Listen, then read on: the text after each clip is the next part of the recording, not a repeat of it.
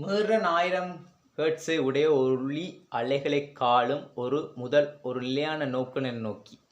அப்போ ஒரு சோர்ஸ் எழுதுற ஒரு சோர்ஸ் என்ன செய்யுதுண்டா, சோர்ஸ் ஒளி முதல், இந்த ஒளி முதல் ஒரு 1000 ஹெர்ட்ஸ் அளவில் ஒளியை காலல் செய்யுது.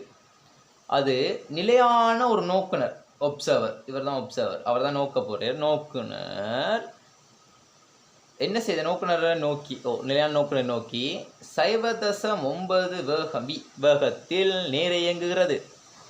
இங்கு v என்றது வழியின் ஒளியின் வேகமாகும். நோக்குனருக்கு கேட்கும் ஒளி அலையின் மீடுரஞ்சாது, அதை நான் f' என்று போடுறேன். இது யார விளைவுன்னு கேட்டிங்கன்னா, இது டெப்லர் விளைவை குறிப்பிடுறாங்க. எனக்கு இந்த f' சேவை அதுக்கு ஒரு சமன்பாடு ஒன்று குறிப்பிட்டிருக்கு. இது வழியில் ஒளியின் வேகம், சரியா? இங்கால எஃப் நோட், அதாவது இங்கே கேட்குற இந்த அலையிட தான் எஃப் நோட், கேட்கப்படுறது தான் இந்த எஃப் நோட்டாக இருக்கும். இந்த எஃப் நோட் இந்த ஒப்சர்வரின் சோர்ஸையும் அடிப்படையாக வச்சுக்கொண்டு, சார்பு வேகத்தை அடிப்படையாக வச்சுக்கொண்டு இந்த எஃப் டேஷை காண போகிறோம். இதுக்கு மேலே யார் சம்மந்தப்படுவேண்டா, ஒப்சர்வர் சம்மந்தப்படுவார். கீழே யார் சம்மந்தப்படுவேண்டா, சோர்ஸ் சம்மந்தப்படுவார். இவர் யார் சம்மந்தப்படுற, ஒப்சர்வர் சம்மந்தப்படுவார். இதில் யார் சம்மந்தப்படுவார், சோர்ஸ் சம்மந்தப்படுவார். இந்த ரெண்டு விஷயத்தில் ஏதாவது ஒரு விஷயம் ஞாபகம் இருந்தால் எங்களுக்கு போதும். இப்போ ஒப்சர்வர் பற்றி யோசிப்போம். இப்போ ஒரு இதில் ஸ்பீக்கரில் பாட்டு கட்டுட்டு இருக்கு, ஒரு 1000 ஹெர்ட்ஸ் ஸ்பீக்கரில் பாட்டு கட்டுட்டு இருக்கு. இப்போ ஒப்சர்வர் டிரைவர் கிட்ட போக போக போக போக என்ன செய்யும், பாட்டு சத்தம் என்ன செஞ்சு கொண்டிருக்கும், கூடிட்டு போகும். அப்போ இந்த ஒரே ஒரு கான்செப்டை ஞாபகம் வச்சு கொடுங்க. ஒப்சர்வர் கிட்ட போக போக என்ன செய்யும்னா பாட்டு சத்தம் கூடிட்டு இருக்கும். அப்போ கிட்ட போக போக என்ன செய்யுது, பாட்டு சத்தம் கூடுது. அப்போ கிட்ட போக போகன்றதுண்டா கூட்டல் அடையாளம் போடுவோம், விலகி போனால் மைனஸ் அடையாளம் போடுவோம். இவருக்கு எதிராக தான் சோர்ஸை யோசிக்கணும். இப்போ சோர்ஸ் சொல்கிறேன், சோர்ஸ் இப்போ கிட்ட போய் கொண்டிருந்த என்ன செய்யும், பாட்டு சத்தம் என்ன செய்யும், குறைவாக கேட்கும். மாறுதான் இவருக்கு எதிராக யோசிச்சா பண்ணும் போது ஒப்சர்வர் கிட்ட போக போக என்ன செய்யும், நம்ம இப்போ பாட்டு ஒரு ஸ்பீக்கர் போய் கொண்டிருக்கு, டிரெக்டாக நாங்கள் போனோம்னா என்ன செய்யும், டிரெக்டாக போனோம்னா என்ன செய்யும், பாட்டு சத்தம் கூட கேட்டுக்கொண்டே இருக்கும் எங்களுக்கு.